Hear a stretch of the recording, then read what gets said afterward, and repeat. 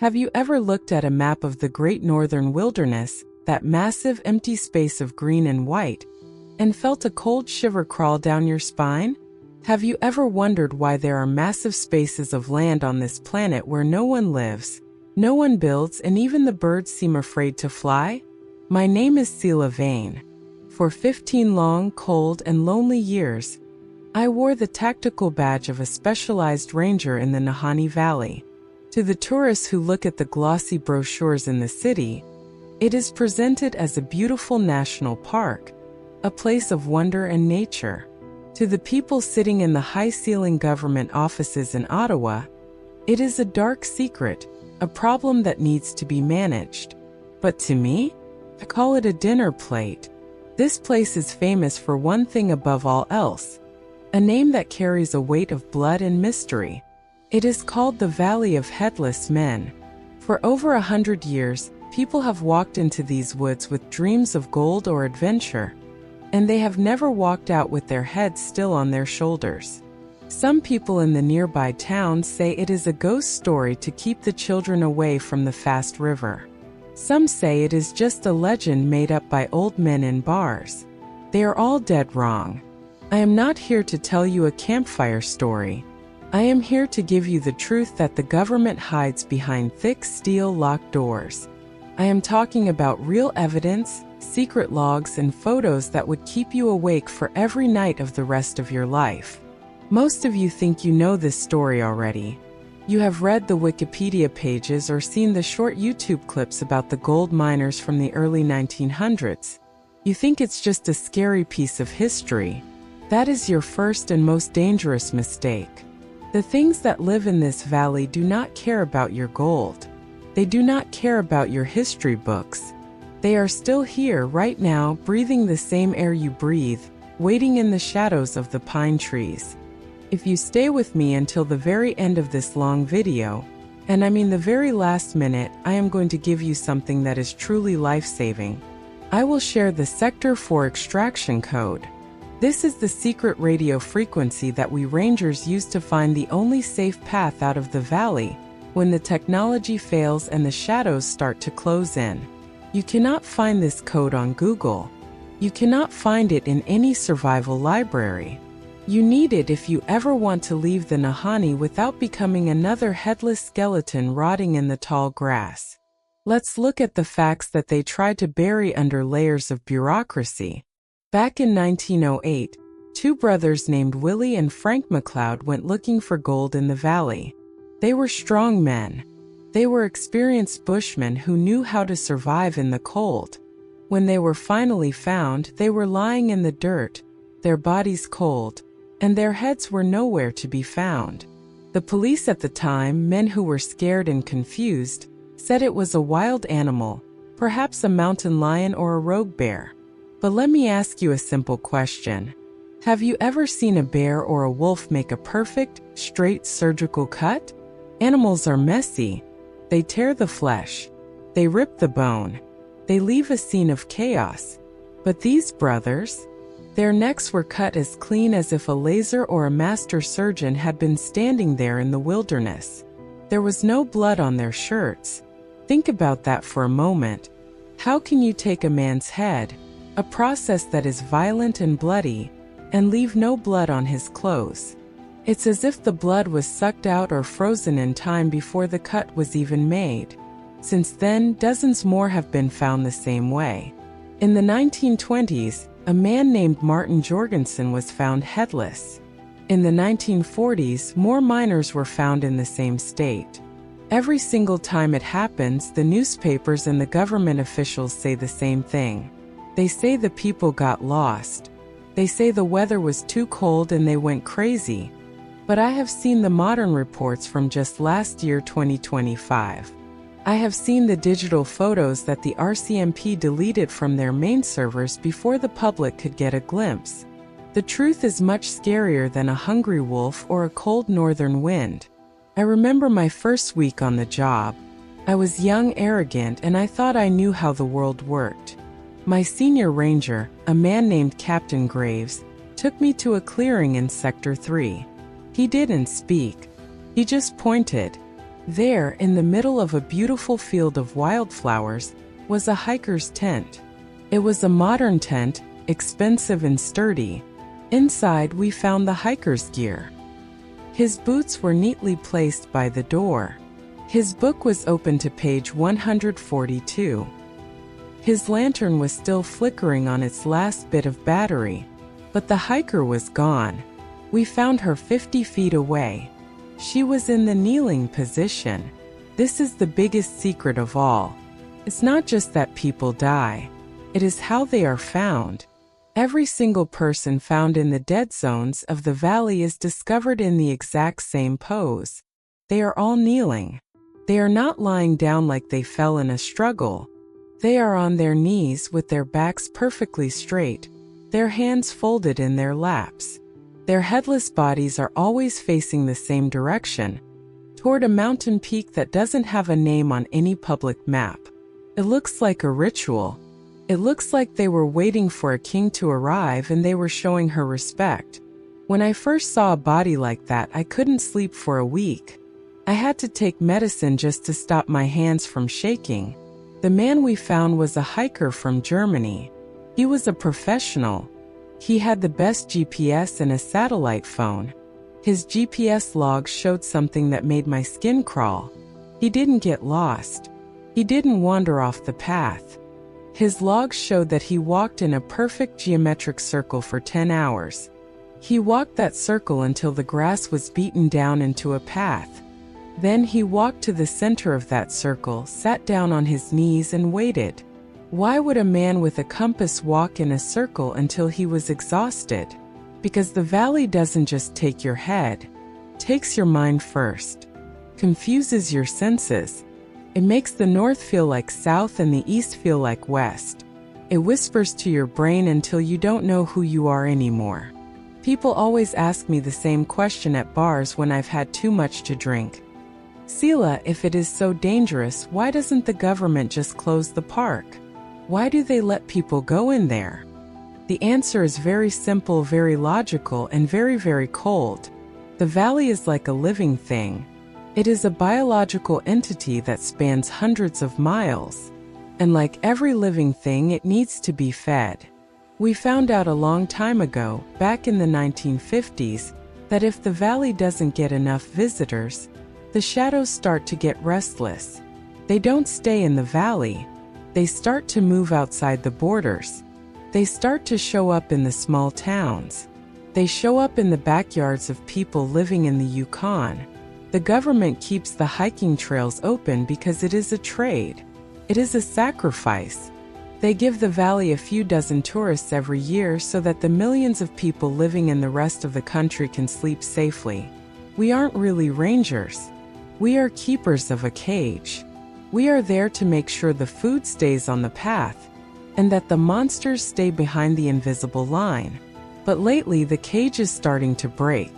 Now we must go deeper. We must talk about the why. This is the part of the story that the government scientists in their white coats and secret underground labs spend their whole lives trying to understand. When most people hear about the Nahanni, they ask one very simple, very logical question. Why would something only take a head? If a grizzly bear is hungry, it doesn't care about parts. It eats the whole body.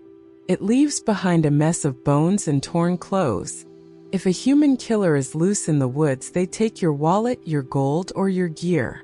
But in Nahanni, the body is left in perfect condition. Your expensive digital watch is still ticking on your wrist. Your warm high-tech coat is still zipped up tight. Your boots are still on your feet. Only the head vanishes.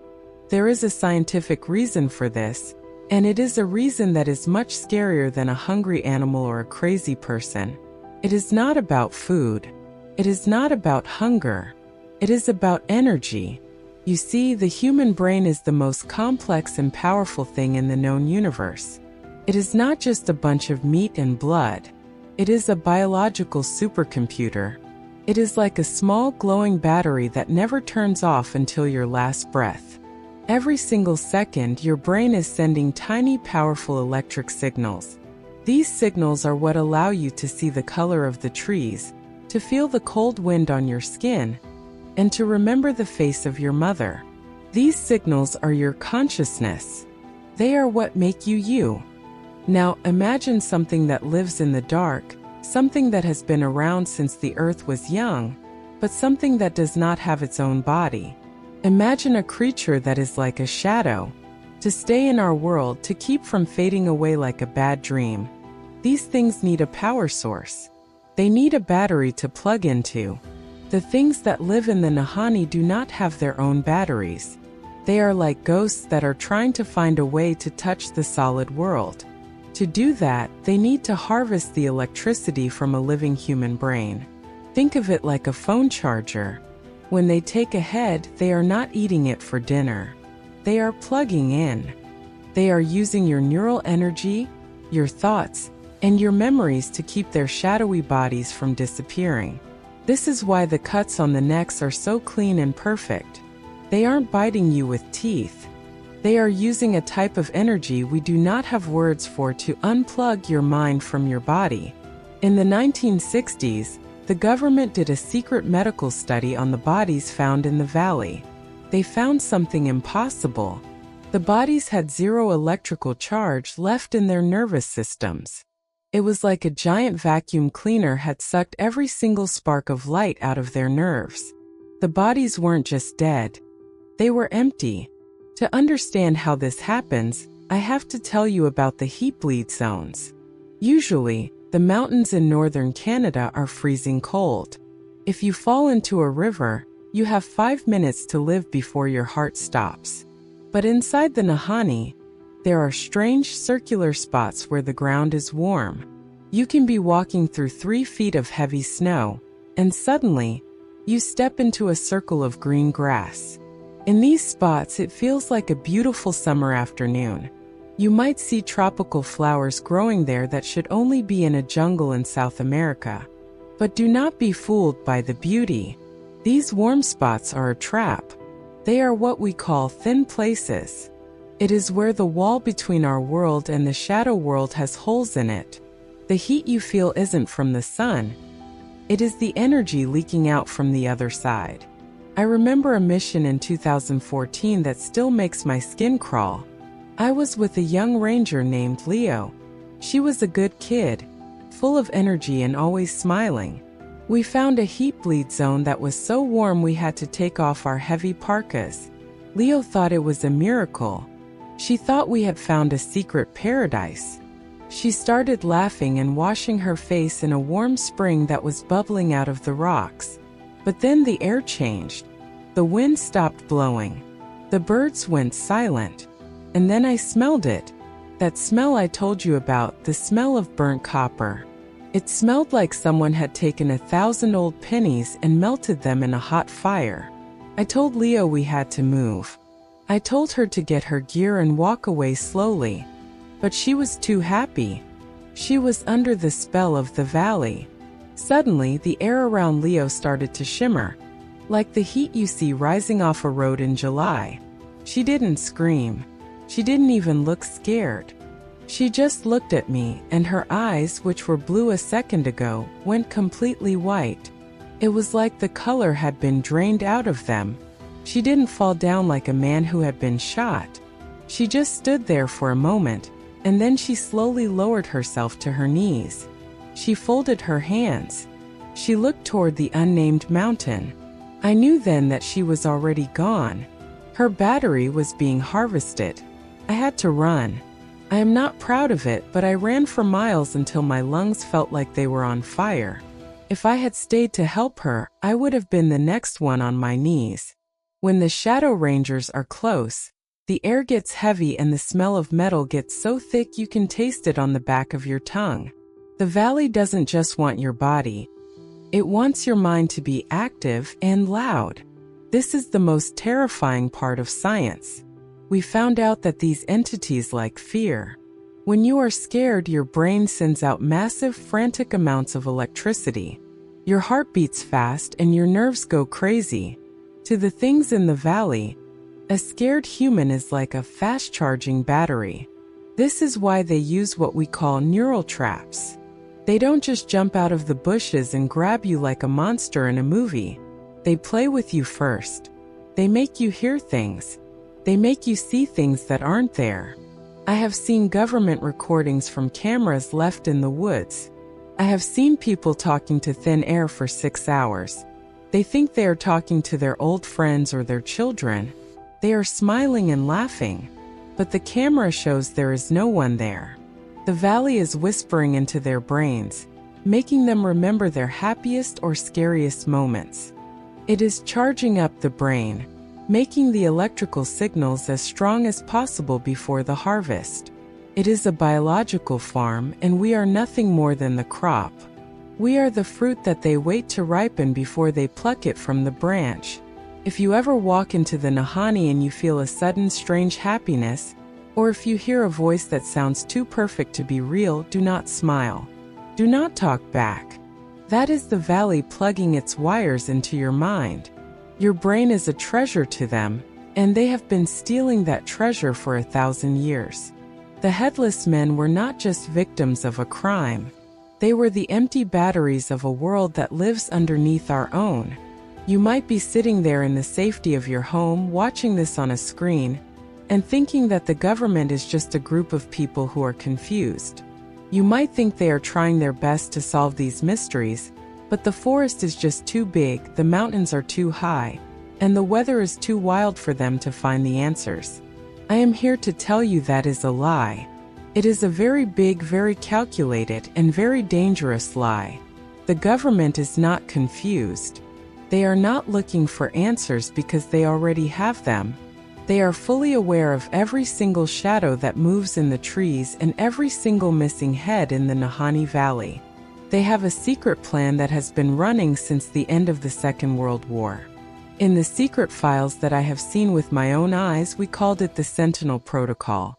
You see, the leaders of our country figured out a long time ago, somewhere in the late 1940s, that you cannot fight the valley with guns, tanks, or bombs. You cannot win a traditional war against something that doesn't have a solid body, something that can move through walls of rock and vanish into the air. So, they did something much worse than losing a war. They made a deal. They made a treaty with the darkness. The Sentinel Protocol is, at its heart, a system of livestock management. That is a cold, hard word, isn't it? Livestock is what we call cows in a field or sheep in a pen. We manage them so we can use them. In the Nahanni Valley, the livestock are not animals. The livestock is us, the humans. The government built the tall, rusted fences and put up the "Keep Out" signs not to keep the monsters inside, but to guide the humans, the visitors, into the right spots. Have you ever noticed how some hiking trails in the park are very well marked, with bright signs and clear paths, even though they lead to dangerous cliffs or deep, dark canyons? Those are not mistakes made by lazy workers. Those are what we call feeding lanes. The government knows the math. They have a formula. They know that if the valley gets a certain number of neural batteries, a certain number of human brains every single year, the shadows stay calm.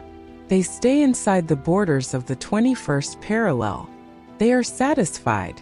But if the valley goes hungry, if the number of tourists drops, the heat bleed zones start to grow. They start to spread like cancer. They start appearing near schools, near shopping malls, and in the backyards of big cities like Vancouver or Edmonton.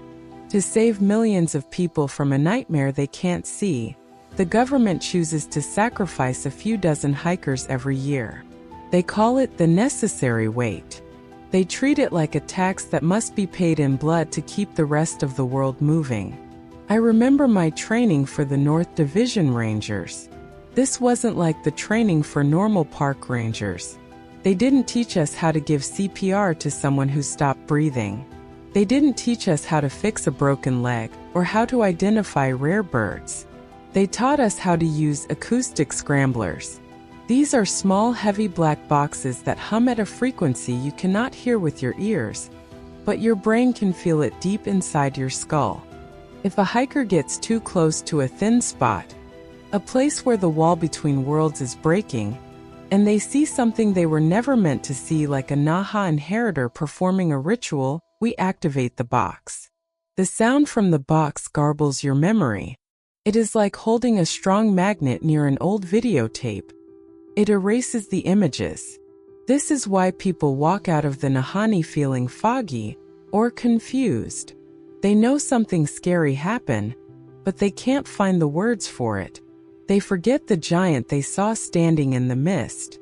They forget the clean-cut head they saw lying on a rock. Their brain replaces the monster with a scary bear or a big wolf. My job was to be the janitor of the supernatural. I had to go into the campsites after a harvest and clean up. I have buried more high-tech cameras and smashed more expensive satellite phones than I can count. We weren't protecting the people from the valley. We were protecting the valley's secret from the people. To show you that this is not just an old story, I need to tell you about Case File 2024. This happened just last summer in the month of July. A group of 5 young filmmakers, kids who thought they were invincible because they had thousands of followers on social media, decided to break the rules. They didn't stay on the feeding lanes. They brought high-tech drones with 4K cameras and thermal sensors. They wanted to prove that the Headless Men were just a story made up to scare tourists. They launched 4 drones from the edge of Sector 4, deep in the night. I was in the monitoring station that night. I saw the live feeds on the screens. The drones flew over the canopy, and for the first 10 minutes, everything looked normal. But then the thermal cameras started to glitch. A massive orange spot appeared on the screen, a heat bleed zone so large it looked like a small sun on the ground. But this spot was moving. It wasn't a hole in the earth. It was something flying in the air, something invisible to the naked eye but hot to the sensor. One by one, the drones started to spin out of control. On the final drone's camera, just seconds before it was smashed, we saw a clearing. In the middle of that clearing, there were 12 hikers. We recognized their faces from the missing persons posters. They were all in the kneeling position, forming a perfect circle. But here is the part that keeps me from sleeping. They weren't dead yet. Their heads were still on their shoulders. They were moving their arms in perfect robotic sync, like they were waving goodbye to the camera. Their eyes weren't eyes anymore. They were glowing with a soft, milky white light. And standing in the center of that circle was a Naha Inheritor, holding a long silver needle that looked like it was made of liquid light. The drone's microphone picked up a sound, a high-pitched buzzing, like a million angry bees. Then the screen went static. The government sent a cleanup team in a black helicopter to that clearing just 2 hours later. I watched the report come back. They found absolutely nothing. No hikers, no drones, no footprints, and no heat. It was as if the entire clearing had been wiped clean from reality. The hikers were gone, their energy harvested, and their bodies moved to the mountain. This is what the Sentinel Protocol protects. It protects the harvest. One night, a black helicopter landed near my station. It had no numbers on the tail and no lights. Men in suits that were made of a strange, shiny material stepped out. They were carrying heavy metal boxes that were leaking a thick white fog, like dry ice. They didn't say a word to me. They didn't even look at me. They walked straight into the heat bleed zone, stayed for exactly 1 hour, and came back with the boxes empty. When they left, the smell of burnt copper in the air was so strong it made my nose and ears bleed. Those boxes weren't for science. They were bringing supplements, extra energy, to the valley because the harvest had been low that month. The government is not our protector. They are the assistants to the predators. They know that if the Nahanni ever truly woke up, if it ever got too hungry and decided to move, it would swallow the entire world. Sila Vane was the only one who started making copies of the files. I kept the logs. I kept the manifests. I have the tail numbers of those black helicopters. And I know exactly why they chose you to see this today. They are watching who watches this. If you are still watching this, it means your mind is stronger than most.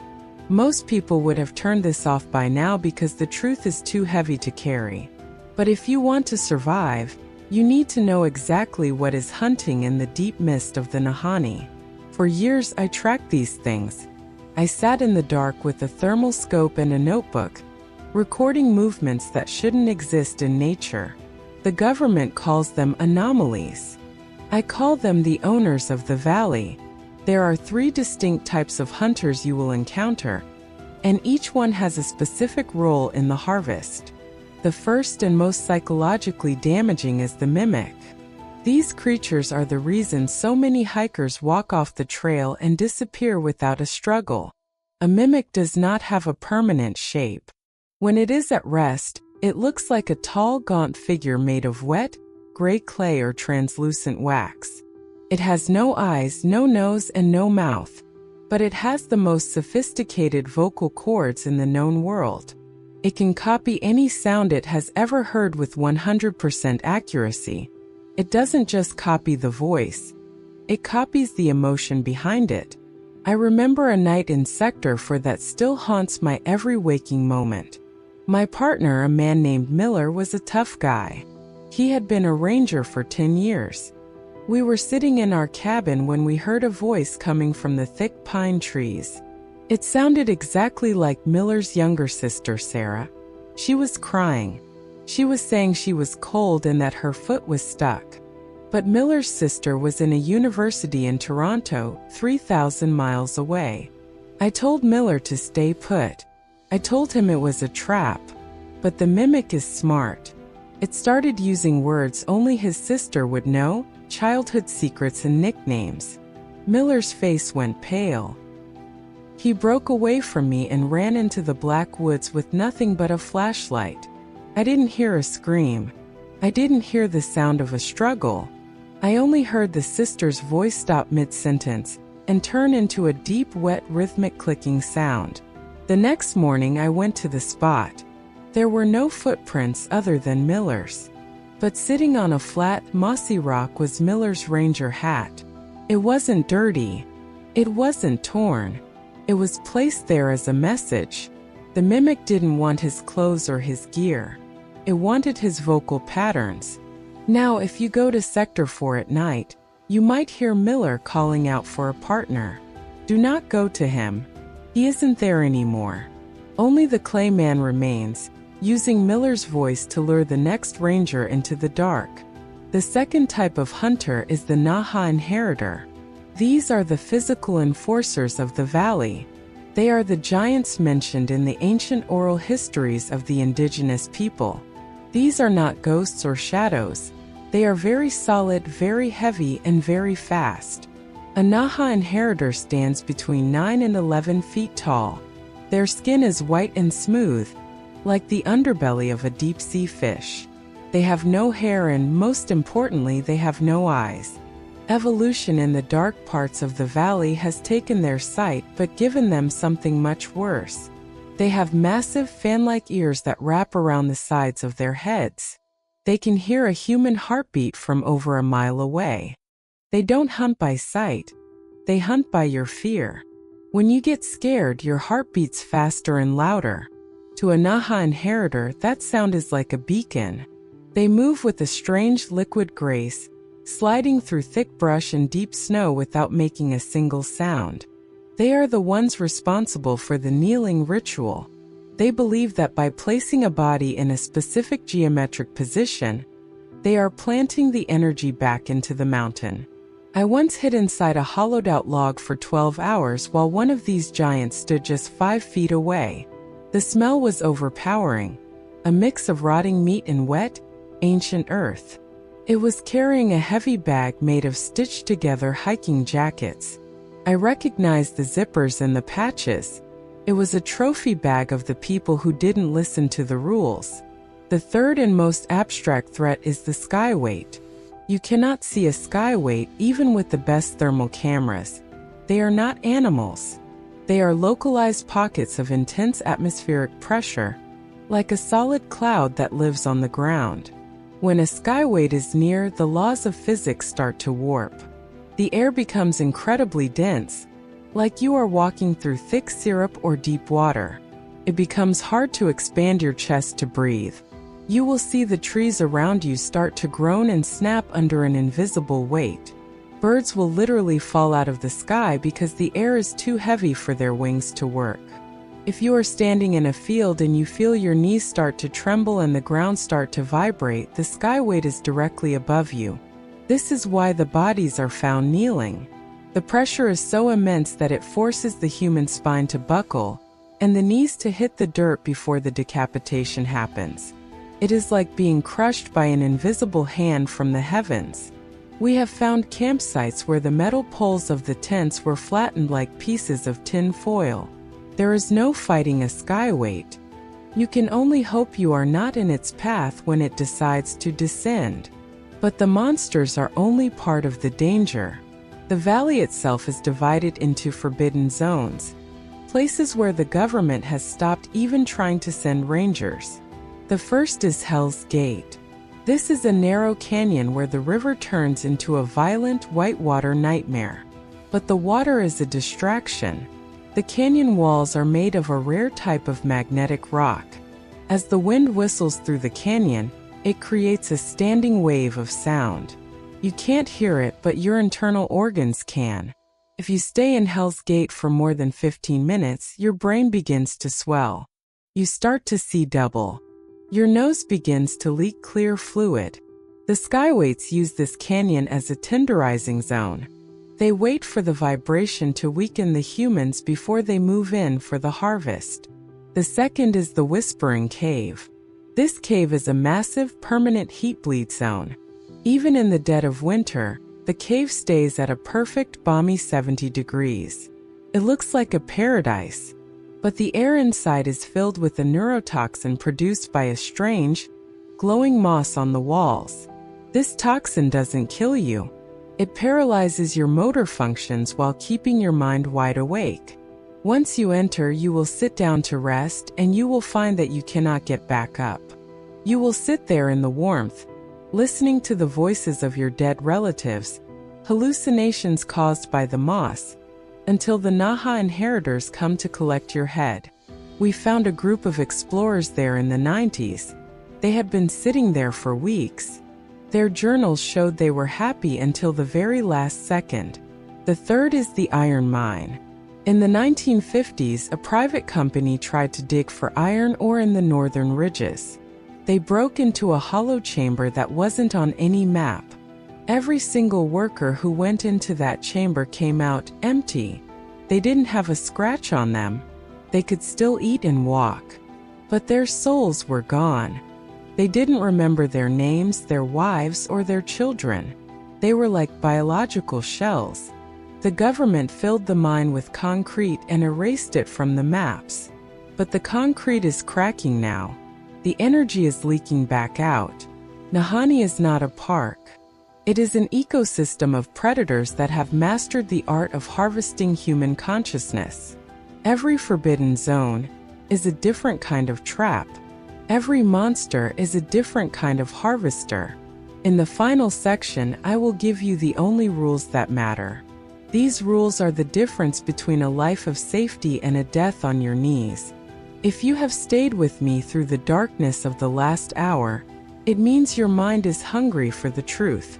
But let me tell you something as a woman who has seen the heat bleed with her own eyes. Knowledge is a heavy burden. Now that you know what lives in the Nahanni, you can never go back to being a simple tourist. You are now part of the secret.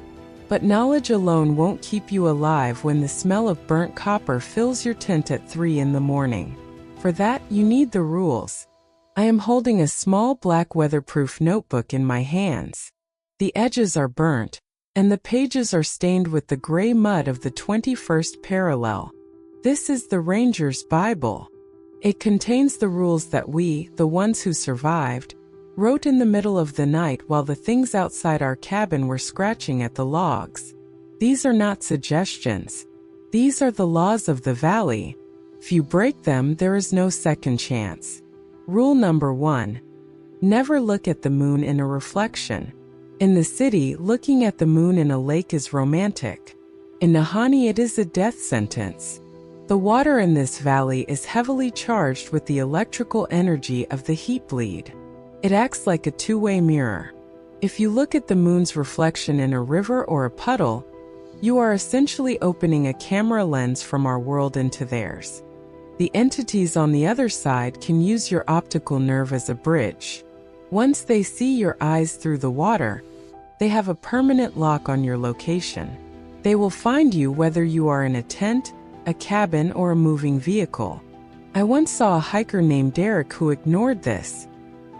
He was washing his face in the flat river at midnight. He looked down into the water and he froze. He didn't move for 10 minutes. When I touched his shoulder, he whispered that he could see a city of light under the water. He didn't even scream when the invisible force pulled him forward. We found his boots on the shore the next morning. The rest of him had been downloaded into the reflection. Rule number 2. Trust your nose more than your eyes. Your eyes can be cheated. The mimics can make you see a cabin, a campfire, or a friend.